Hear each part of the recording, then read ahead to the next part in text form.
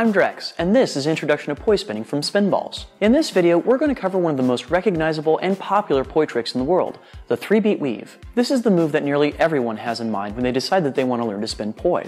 It's also one of the first major accomplishments that poi spinners rack up in their flow journey. 3-beat weaves are similar to 2-beat weaves in that the poi are spinning in split time same direction and involve the arms crossing over each other. Unlike 2-beat weaves, the 3-beat weave alternates which hand is on top. Because of this, even though 2-beat weaves have an even number of beats, they also tend to look asymmetrical. 3-beat weaves, on the other hand, look as though the movements are balanced on each side of the body. I know 3 useful exercises for learning 3-beat weaves. They are as follows. The first method involves training each hand individually to perform the movements of the trick and eventually put them together. We can do this either by dropping the poi in one hand or wrapping it all the way up so that its hand can hold onto it. With the other hand, you're going to spin the poi forward and practice performing a tic-tac that goes back and forth above the other hand. Now you're going to perform a tic-tac that goes back and forth below the other hand. Once these both feel comfortable, you're going to tic-tac over the other hand and then follow the forward momentum of the poi around underneath the hand before tic-tacking back to the native side. So this entire sequence can be essentially thought of as over, under, back, over, under, back. Practice this until you can do it 10 times in a row with this hand, and then work to learn it on the other hand. Going over, under, back 10 times in a row. When both hands have this sequence down, try performing it with both hands at the same time. Let your dominant hand lead its way through the sequence and get your poi to keep constantly twisting and untwisting. The second method utilizes 2-beat weaves, which are covered in another video. If you got them down with both your right hand on top as well as your left hand on top, you can try this exercise. Otherwise, you might want to go back and review them before going forwards. You'll want to start with your poi spinning at your sides in split time, same direction. Now, perform a 2-beat weave by crossing one hand over the other. It doesn't matter which one. But when you return to having your hands uncrossed, you're going to count down 1, 2, 3 beats, and then cross the opposite hand over.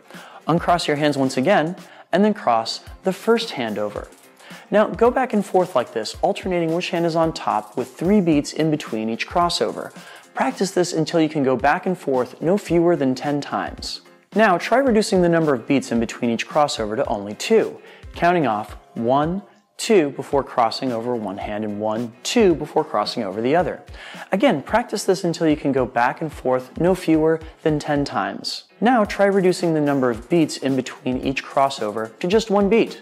This will mean that every time you uncross your hands, you'll instantly be switching over which hand will go on top. Your final challenge is to try and switch which hand is on top without uncrossing. First, thinking right hand on top, then left hand, right hand, and so on. Initially, this is probably going to feel a little odd. It's almost guaranteed that you'll find yourself gravitating to keeping your dominant hand on top. If this is the case, try and think that your dominant hand has to wind up in your non-dominant hand's armpit after you've crossed it over. It gets an extra beat while the non-dominant hand comes around on top. This isn't terribly intuitive, so when your dominant hand crosses over, try counting 1, 2 beats for it before you let it return back to its native side.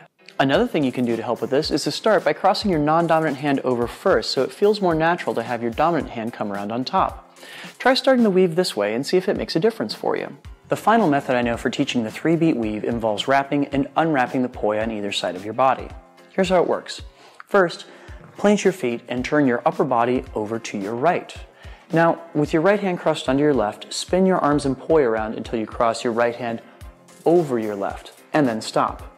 Now, turn your upper body over to the left and uncross your hands to recross them with the left hand on top. Stop the poi and turn back to your right side. You should be in the same position that you started in. Now, once again, uncross and recross your hands, turn to your left, uncross and recross your hands, turn back to the right. Once this starts to feel more or less natural, try seeing if you can turn the moment you recross your arms on each side, keeping the poi moving the entire time.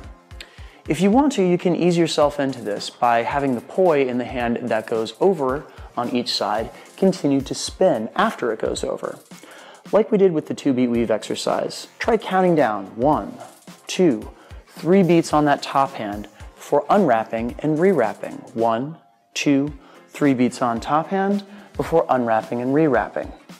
Then try to see if you can do it in 1, 2 beats, 1, 2 beats, and if you can get it down to just a single beat on each side, congratulations, you're performing the 3-beat weave. Thanks so much for watching. Now show us what you can do. Share your photos and videos of your progress with Spinballs.